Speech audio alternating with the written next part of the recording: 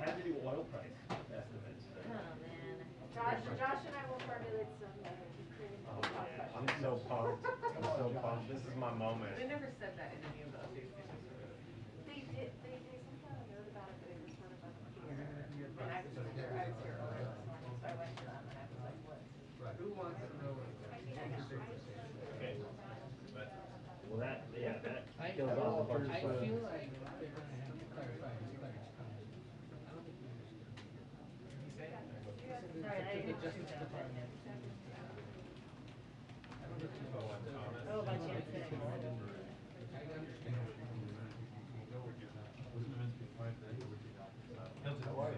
Doing great. Anywhere you want. You're good. Thank you.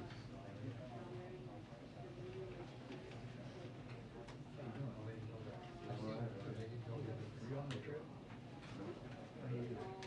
Stay home and wake up at 3 a.m. every day.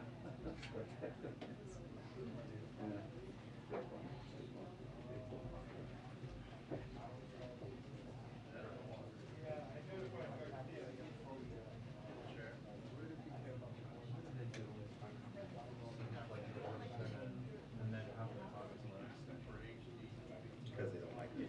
Yeah. So basically, it's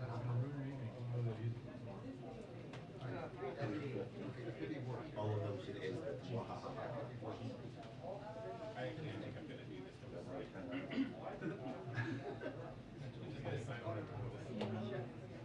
All right, briefing in 10 minutes.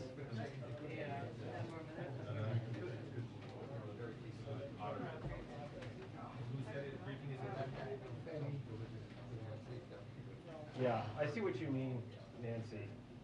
Is the following his remarks, but the director Shalanda. Right, so it was just like, It was in the pool chain. Yeah, but like it's some sort of like pool report. She said email. It was from Amanda Finney to the pool chain. Oh, to the pool chain. Where to the people that aren't the pool chain, we know nothing. it basically said, following Biden's remarks, but director Shalanda Gunn and CA director Cecilia Rouse, first of all, she's chair. So that's all. We'll conduct an on-camera briefing on the budget. Right. So wait, is that the extent of the briefing today? Is that what that? I think that's it. That's going to be it, yeah. Well, they just changed the one. Yeah. And then on the questions we couldn't ask, I think they're gonna like send out tweets or statements. They'll send out something that's like, yeah, you can't tell if they're being sarcastic. No, yeah, they'll actually. Yeah, I should take off my mask. I just feel like everyone's getting hit.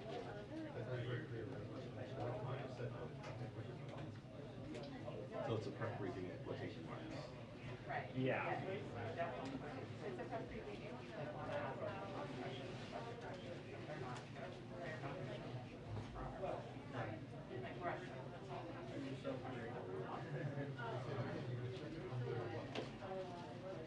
Okay, so Yeah, exactly. That's okay. Actually, can I cut you back? I get stuck in this. If I don't leave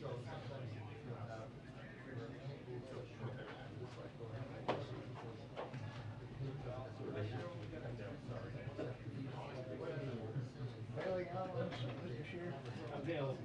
Have fun. I was sincere. I was not. I gotta say though, that was impressive.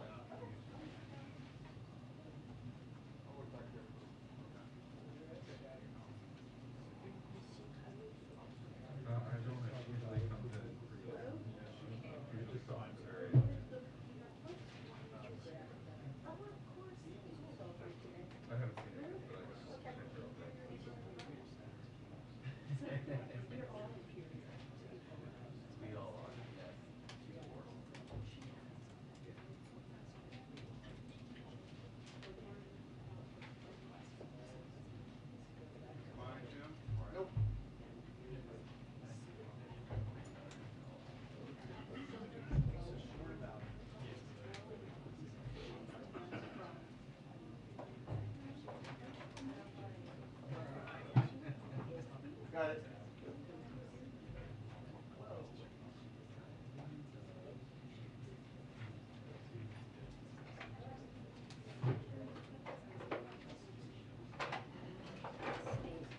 Hello. Tomorrow, and I'm back from the town. So if you want to talk to me, go on, you just go early morning. I have some anchors. Sweet. So I go there, it's really good. Every time I play golf, I got something. So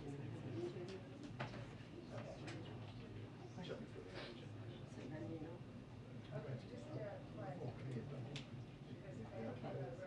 But later on, we got more music. Find it out.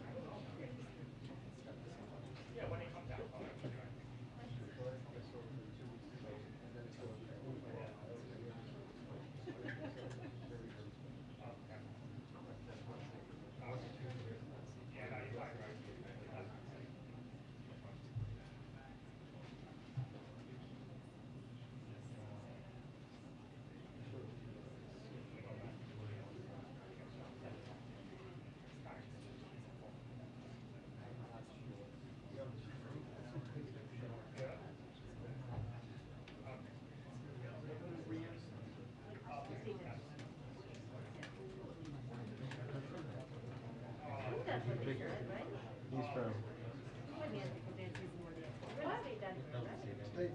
Stay dining room. Yeah. Or Steve Holland. Steve Holland. Ask Mr. For President. For president. Right? Good. For our president. Yes, exactly.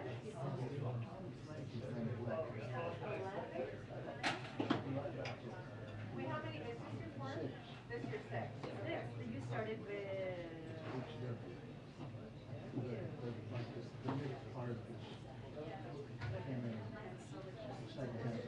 You basically lived through Putin's rise. Yeah. And maybe his You said 90, right?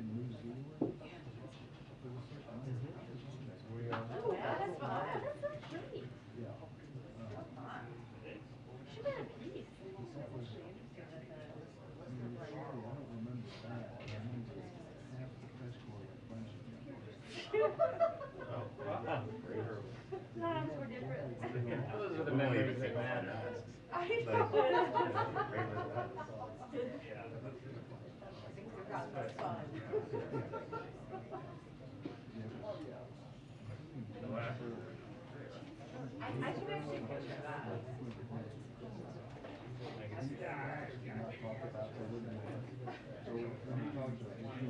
Maybe you should ask them.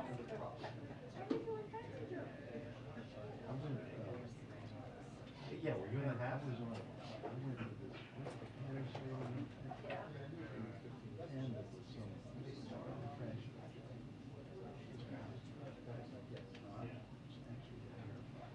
I bet. How was it bungee jumping now? Did you do the bungee jump?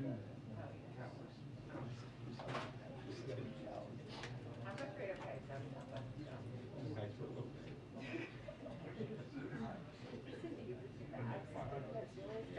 Oh, yeah, that's. Yeah, not bad.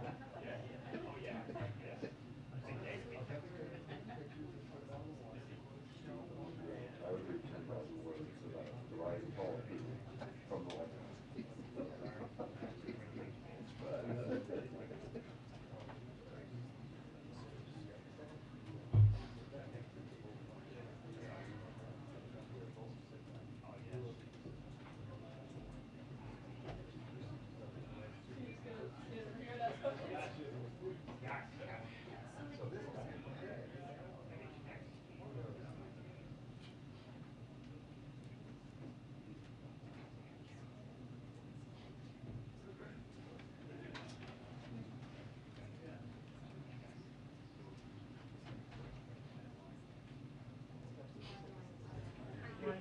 Two-minute warning until press briefing. 2-minute warning until press briefing.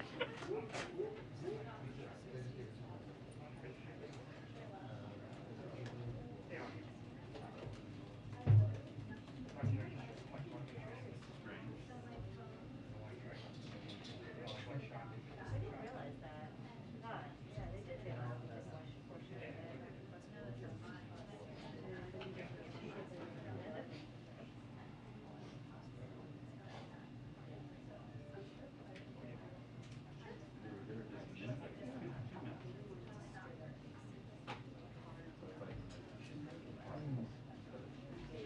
The Supreme Court question.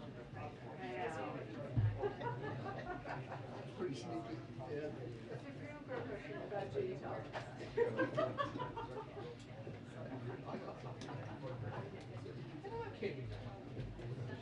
Can't wait for the Jan 6 committee to get that refusal application.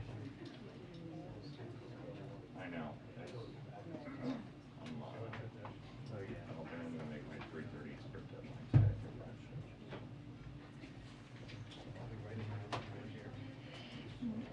This is the first one.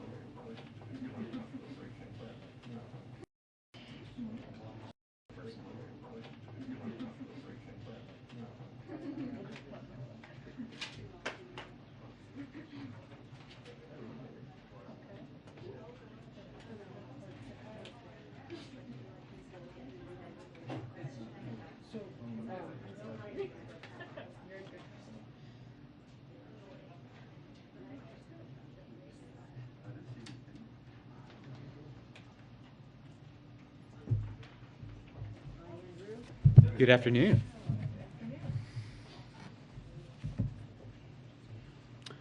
So today, we are pleased to welcome Shalanda Young and Cecilia Rouse to the briefing room to address your questions on the 2023 budget. We have just a few announcements before they go into the President's budget. As we disclosed to all of you this morning, the President tested negative as a part of his regular testing cadence. He was last tested Friday as a part of his regular testing rhythm, and additional testing requirements for travel to and from Europe. Moving forward, he will proceed on his regular testing schedule, and we will continue to update all of you out of an abundance of transparency. And of course, we wish Kareen and Jen speedy recoveries. They are currently both following CDC guidance and will be back following a negative test. Jen shared this morning that she's feeling stir crazy and will be back soon. First, on Judge Jackson. Judge Jackson continued to build support last week after she spent over 20 hours in marathon confirmation hearings demonstrating her credentials, intellect, character, grace, and the value of her deep experience. She reminded the country of why the president chose her and why she has been endorsed by conservative judges, the Fraternal Order of Police, the International Association of Chiefs of Police, dozens of police chiefs and sheriffs who lead many of the busiest departments in the United States, and 83 former state attorneys general from both parties. Polls keep showing that she has strong backing among the American people, with some indicating that she has the most support of any Supreme Court nominee since John Roberts, who she ties with and with whom she shares a similar philosophy about judges serving as referees who decide cases based on the law and the facts. She has now met with more than a majority of the Senate and is continuing her engagement with senators today and throughout the week. Judge Jackson responded to Republicans' request for in-person meetings by promising to sit down with any member who wanted to, and she is honoring that promise. Something else that speaks to the strength of Judge Jackson's qualifications, which a series of Republicans have affirmed make her unquestionably fit to serve on the Supreme Court, and to the strength of her record, is the multitude of fact checks from the press, from retired judges, and from former prosecutors who have dismantled attacks brought by a small group of GOP senators. The truth is that every single one of the specific senators who joined in these bad faith attacks on her sentencing record with respect to child pornography has voted for numerous Trump-nominated judges who sentenced defendants for the same crimes in the same fashion, below guidelines widely considered to be out of date across the judiciary, and below what prosecutors sought, which is also a norm. For example, last week, the Washington Post fact-checker wrote a piece headlined, "These Trump Judges Fail Hawley's Sentencing Test for Jackson." The New York Times fact-checking team also covered this, writing, "Critics of Jackson's child sex abuse sentences backed judges with similar records." The Trump-nominated judges they surveyed received broad support and even included Sixth Circuit Judge Amul Thapar, who was on Donald Trump's shortlist for the Supreme Court. This was all on top of a raft of other fact checks already establishing that the basis of these criticisms was dishonest. And then, in terms of the budget, as you heard the president discuss earlier today, he has released his second budget, which builds on historic deficit reduction his agenda is delivering by means of the fastest economic growth in almost 40 years, on top of record-breaking job creation and unemployment reduction in 2021. The president's budget will help bring more jobs back to America, make us safer at home by increasing funding for police, and more secure in the world by investing in our national security and alliances.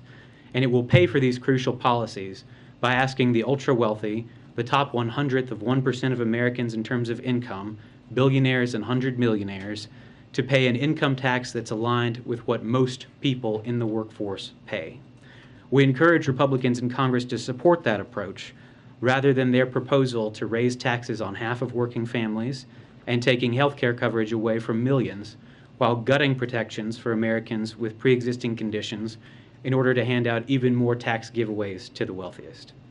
Shalanda Young is joining us for the first time in the briefing room. She is the Director of the Office of Management and Budget, having been confirmed by the Senate with bipartisan support earlier this month. As director, she serves as a senior advisor to President Biden and plays a critical role in implementing the president's vision across the executive branch. Previously, Shalanda was the acting director of OMB for the last year and the clerk and staff director for the House Appropriations Committee, where she oversaw the $1.3 trillion annual appropriations bills. We're also joined by Cecilia Rouse, who has been here numerous times, who is the chair of the Council of Economic Advisors and a member of the President's Families Cabinet. As a quick introduction, she is a world-respected labor economist who recently served as dean of the Princeton School of Public and International Affairs. She previously served as a member of the Council of Economic Advisors in the Obama-Biden administration and on the National Economic Council in the Clinton administration. And with that, I'm going to turn it over to each of them, who will give remarks, and then I'll call on folks for questions. And then once we're done, we're happy to take more questions from y'all throughout the day in the press office.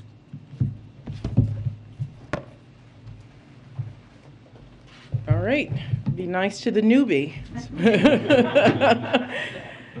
For OMB director, this is like prom day, so I'm Very happy to be here with you today. You've heard the president say this. You heard him say it this morning. Budgets are about values. And his 2023 budget puts our values to work in 3 key ways. First is fiscally responsible. The budget shows that we're on track to reduce the deficit by more than $1.3 trillion. This is the largest year-over-year decline in history, and less than half of the deficit the president inherited. And that's no accident. It's a result of the president's strategy to combat the pandemic and grow our economy, a strategy that has built on smart investments and helped jumpstart our recovery. And that strategy has paid off. In 2021, we created more than 6.5 million jobs, the most our country has ever recorded in a single year. Our economy grew 5.7%, the most in 40 years. And the unemployment rate has fallen to 3.8%, the fastest decline in recorded history. Because of that progress, we're able to responsibly draw down emergency spending measures and increase revenues. The budget outlines the president's vision to expand on this progress. Its investments are more than fully paid for through tax reforms, ensure corporations and the wealthiest Americans pay their fair share. It achieves significant deficit reduction over the next decade. And it ensures no one earning less than $400,000 pays a penny more in new taxes. Second, the budget invests in security, both here and abroad. Here at home, it includes investments to keep our communities safe, put more cops on the beat for community policing, fight gun crime, and advance criminal justice reform. The budget also strengthens our military and leverages our renewed strength at home to meet pressing global challenges, making one of the largest investments in our national security in U.S. history. Third, the budget will help us build a better America by investing in education, making more here at home, combating the opioid epidemic, driving medical breakthroughs, including in cancer, and taking on the mental health crisis. The budget also makes clear that the president is committed to working with Congress to pass legislation that reduces the deficit, cuts costs for families, and expands the productive capacity of our economy. These are all things we can make progress on together, and we're looking forward to working with Congress to advance these priorities for the American people. Thank you.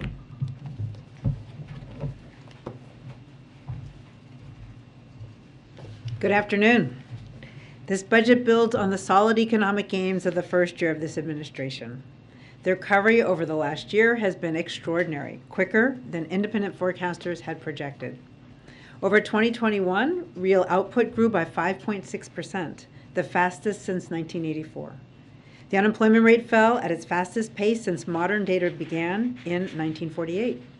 The labor force participation rate of Americans ages 25 to 54 grew by the most since 1979. This robust recovery has put us in a strong position today. The U.S. economy is more than 3% larger in inflation-adjusted terms than it was just before the pandemic, the fastest recovery in the G7. Healthy household balance sheets and a strong labor market make us more resilient to external shocks. The strong recovery has also put us in a better fiscal position as faster growth helps lower the deficit. The budget builds on this solid economic growth. It is a continuation of President Biden's commitment to address long-standing issues in the economy and make investments that will ensure robust, sustainable, and equitable growth. First, the budget is fiscally responsible. Thanks to the American Rescue Plan, revenues are up and pandemic relief can slow down. The result is deficit reduction, which will help ease long-term inflationary pressures and make our fiscal trajectory more sustainable. Second, the budget bolsters domestic and foreign security. Increased security here and abroad not only protects lives, but it also reduces uncertainty, which allows economic activity the room it needs to renormalize and grow. Third, the economy makes important investments in the American people. A healthy, cared-for workforce is a productive workforce, and it lowers costs for families, easing price pressures over the longer term. Now, I'd like to close with a word about our forecast. In many ways, the forecast looks healthier today than it did when we locked it all the way back last November. The economy has created, on average, 600,000 jobs per month since then, including through the Omicron wave. and the unemployment rate has fallen an additional 0.8 percentage point. Challenges have also arisen since last November as well. The most obvious is the Russian invasion of Ukraine. This may well put upward pressure on energy and food prices. That, in turn, could reinforce inflation, which was already an issue prior to the invasion due to the pandemic, supply chain constraints, and a strong demand for goods. But as I said earlier, the strength of our recovery has put us on solid ground to weather economic shocks. Independent forecasters anticipate that inflation will come down. Americans are back to work, and the economy is strong. The President's 2023 budget presents a fiscally fair and responsible approach to continue to invest in America and meet future challenges. Josh, would you like to start us? Sure. Director Young, Josh Bose with AP. I want to understand the reserve fund for whatever comes out of negotiations with Congress. You said on the call this morning that talks are ongoing. The budget says of the President's priorities, they include the expanded child tax credit, something that we previously believed was off the table. Can you give us a sense of where negotiations are and what we could expect in terms of how active they are, such that you felt obligated to exclude those priorities from a total? One, let me start where you ended. They're not excluded. What we didn't do is detail things, so we did not get ahead of negotiations. You probably heard that I spent a little time on Capitol Hill. What we don't do is get ahead of congressional negotiations. We certainly don't negotiate in public. The reserve fund is meant to hold revenues enough for whatever framework comes out of Congress. What we're not doing is double counting revenues. So the revenues we're holding in the reserve fund are different. For example, we're not counting the savings from prescription drug reform in the deficit neutral reserve fund. That they can use that if they want. We're not counting that for our 23 budget. So one, we're not going to negotiate in public. Two, we need to leave revenues for legislation the President has consistently called on Congress to send to his desk. That is, I think, as clear as I can be. Sure, but it's been an exhausting month, as we can all attest to, and I imagine that's true for you as well. Have you had any talks or negotiations with regard to this in the last month with members of Congress? Look, I think an easy way to not get anything done is to negotiate in public. We're not going to do that. The 23 budget, I think, is the responsible thing to do, to hold enough revenues so Congress can use those if it wants to send legislation to the President that reduces the deficit and reduces costs for the American people. Sabrina. Thank you so much. You're placing a lot of emphasis with this budget on deficit reduction. Can you talk a little bit more about that? Is it an effort to persuade Senator Manchin and other centrists who have raised concerns about the deficit, or does your administration believe that the deficit is in fact getting too high? Let me remind you, this president sent up a budget. This is his second one. And in both budgets, he has paid for his proposals. This is a classic Joe Biden budget. So just as he did last year, we're putting forward proposals that do two things. Establishes a tax system that's fair, where corporations and the wealthiest pay their fair share, but it has the added benefit of paying for needs of the American people, like reducing child care. What specific proposals beyond the wealth tax would lower the deficit by $1 trillion over the next decade, as you say? So one, we're already in the process from last year to this year, reducing the deficit by $1.3 trillion. The proposals in the budget would also bring about another $1 trillion decrease. In addition to the billionaire income tax proposal that we have in the budget, we also believe that we should take the individual rate back to 39.6%, and also bring corporate tax rates back up, not even quite back up to where they were before the Trump tax cuts. Steve? Cecilia, you mentioned that the Ukraine invasion is going to have a complicated inflation. Could you talk a little bit more about that? What should Americans expect? Higher gasoline prices, food? What do you think? So as the president has said, this is an important place for the United States. This is an important moment for democracy.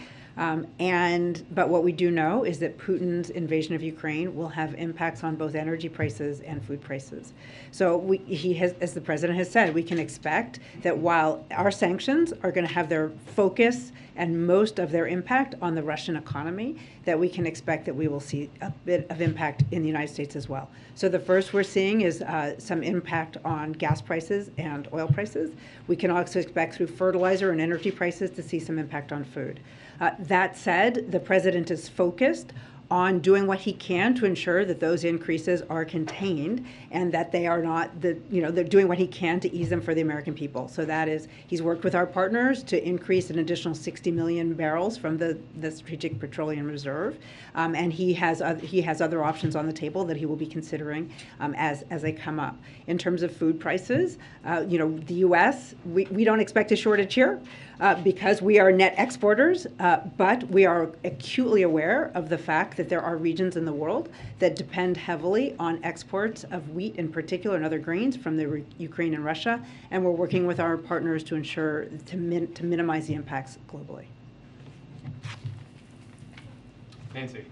Just for Dr. Rouse, just following up on what you said, how is the White House preparing to deal with those food shortages, particularly when it comes to wheat, in places like Africa, the Middle East, and the developing countries? And should U.S. farmers grow more wheat this year instead of corn and soybeans, given those possible food shortages? So first of all, we are a net exporter of many of those food commodities, and farmers respond to price signals. And so with the price of food rising, they will be responding by making additional plantings and trying to take advantage of the increased price signal. So the market will work as the market will work. But the U.S. is working with our partners. USAID is right in the middle of it, and other international food organizations to get the food and to ease the price pressures for other countries around the world. Just to follow up on that, to follow up on that, is there, have you considered altering the sanctions to make it clear that there's no restrictions on agricultural trade with Russia? So the sanctions have always had carve-outs for humanitarian needs. The focus of the sanctions was to be on Putin and his close circle, but to minimize to the extent possible the impact on the Russian people. So there has been a carve-out for humanitarian aid, and we will absolutely be working to ensure that they get the food that they need. So you just spoke about unemployment. Yeah, thanks, Andrew. I wanted to follow up on what the administration's proposed in police funding. So $3.2 billion is for grants, local and state grants. Then the other $30 billion, the White House has called it, quote, mandatory resources to support law enforcement. What does it mean by mandatory? And how will that money flow to presumably local governments and states for police forces? So as you know, the budget, two major spending categories: discretionary, which will go through the appropriations process. That is where we're asking for the $3.2 billion.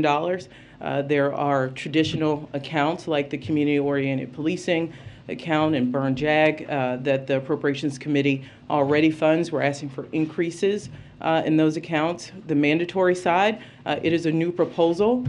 We would have to work with and are planning to work with the authorizers who typically move mandatory legislation on the parameters of that funding. But what is clear, and you heard the president talk about this earlier, in addition to cops on the beat, we want a community focus.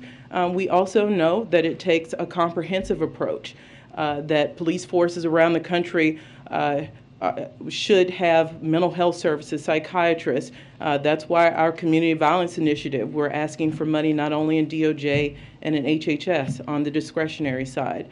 So the plan is, on the mandatory side, is a new proposal to work with those authorizing committees to ensure that it is both strong on the policing side, but also have these wraparound services. On the mandatory side, are there any goals in terms of how many more police officers could be added nationwide, or any priorities? You mentioned a couple of them, but in terms of what you want to see this money used on, and how much leeway will police forces have versus it coming down from the federal government on where the money can go?